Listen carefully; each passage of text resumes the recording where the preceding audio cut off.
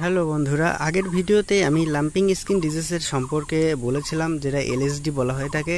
তো এই lumping skin disease হলে বাছুরের কিন্তু অনেক ক্ষতি হয়। 1.5 থেকে 1 বছরের বাছুরের এই লাম্পিং স্কিন ডিজিজটা বেশি হয়।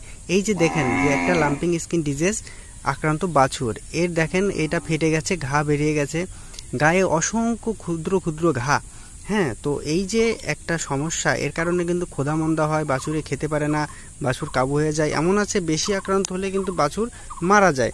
তো কি করতে হবে, এটা সেকেন্ড দুইটা সময় বেশি হয়। এটা হলো বর্ষার সিজনের আগে এবং বর্ষার সিজনের শেষে। তো এর আগে যদি আপনারা ভ্যাকসিন দিয়ে দিতে পারেন তাহলে তো খুবই ভালো। তাহলে আপনি 80% ধরেন যে এই রোগের হাত থেকে বাঁচতে পারবেন। আর এই রোগটা ছড়ায় মূলত মশা আর মাছির মাধ্যমে। আপনার গোয়াল ঘরে যদি মশা মাছি নিয়ন্ত্রণ করতে পারেন তাহলে এই রোগটা কিন্তু আর আসবে না। আর যাদের এই রোগটা হয়ে গেছে তাদের এখন করণীয় হলো এই প্রাণীকে প্রত্যেকটা দিন সকালবেলা নিম পাতার রস, সাথে সজনা পাতার রস, তার সাথে থাকবে একটু লবণ, তার সাথে থাকবে কাঁচা হলুদ, এটা প্রত্যেকদিন খাওয়াইতে হবে। এবং এই যে বাছুরের নাপা বড়ি খাওয়াইতে হবে, কারণ এইটা হলে গা প্রচুর ব্যথা করে, নাপা বড়ি খাওয়াইতে হবে।